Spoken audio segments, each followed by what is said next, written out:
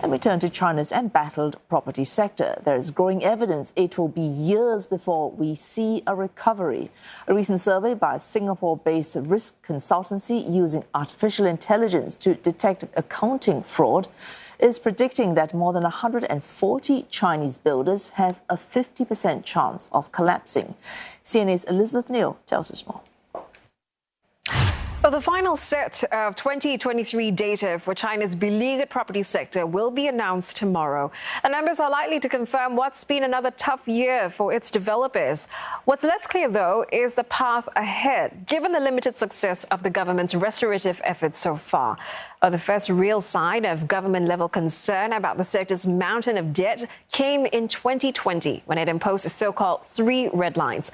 The new regulations acted as brakes on the industry, forcing companies to improve their liability ratios. And then Beijing's attempts to cool the housing market brought more pain as credit was squeezed and cash dried up, with limits on mortgage lending and rent caps aimed at reducing speculation. Plunging sales also turned off the cash cow of down payments from apartments sold off the plan. For years, developers used those funds to purchase land for new projects rather than building the homes the buyers paid for, a practice that some liken to a Ponzi scheme. It also ratchets up developers' debt. When credit dried up, home buyers are left stranded with no property to claim. Given that the sector contributes up to a quarter of the country's GDP, analysts estimate it could take anywhere from 6 years to more than a decade to fix. With China's economy sputtering and confidence in the property still weak, home buying interest is unlikely to pick up. This means developers' cash crunch could continue despite official stimulus. The consensus in a recent survey of 10 investment banks, such as Goldman Sachs and Morgan Stanley, is that Beijing's efforts to shore up growth aren't enough. If they're right, property construction could shrink for a third straight year in 2024, a record streak. With the cash crunch set to continue, how many more developers could run into trouble? A Singapore-based artificial intelligence firm, Transparently.ai, helped CNA crunch those numbers. The company uses AI algorithms to detect red flags, such as signs of balance sheet manipulation. After running them through more than 200 listed Chinese developers, here's what it found. Of the 18 large-cap names, 7 have a 50% chance of running into trouble. Now, these refer to firms with a market value of $3 billion each. And if 7 of them collapse, the potential loss in equity value could be nearly $40 billion. Cascading down to the 100-plus mid-cap firms, those worth between $250 million and $3 billion each, 65% are likely to go under. In actual numbers, that is 68 of them. And for those valued at below $250 million, 3/4 of them have a 50% likelihood of collapsing. That is 73 firms. Basically, these numbers mean the total equity value at risk may exceed $110 billion. That is the amount which could be wiped off these companies' combined market value. And the value of debt at risk, a multiple of that. Earlier, CNA's Roland Lim spoke to Hong Hao, chief economist of Grow Investment Group. He looked at possible trajectories in China's property crisis.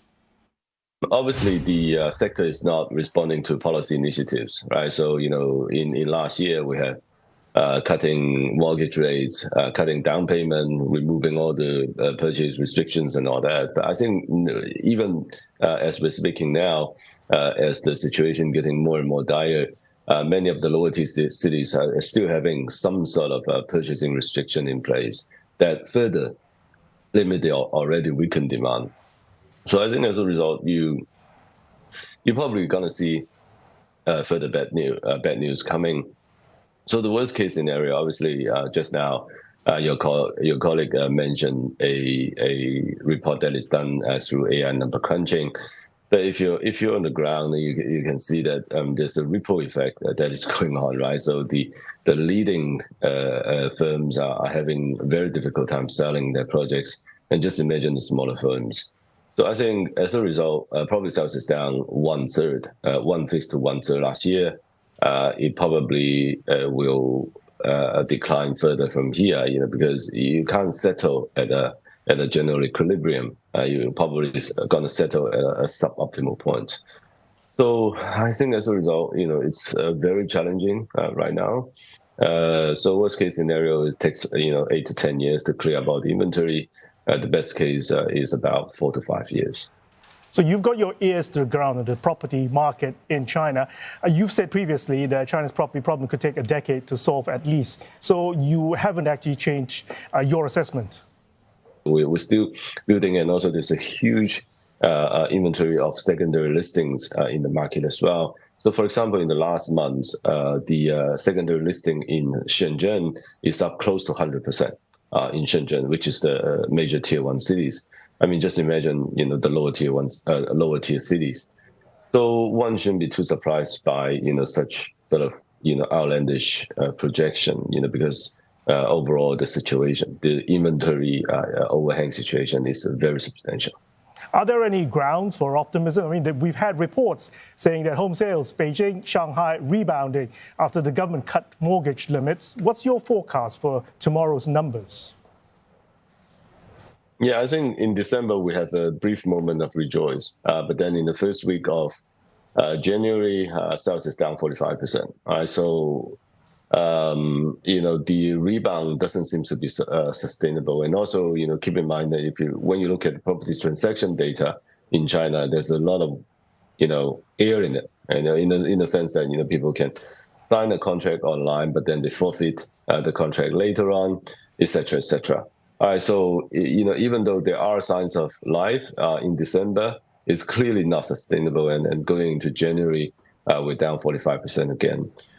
So I think we have to be very patient. I think back then, because the government was able to stimulate the property sector, with all sorts of stimulating policy, and the sector seemed to be very responsive. But this time it's different, because the household leverage is way up. It's about 300 to 350% of GDP. So the room for further leveraging up the balance sheet is very limited. So I think as a result, the sector is not as responsive to the government policy initiative, and it takes a long time to fix it.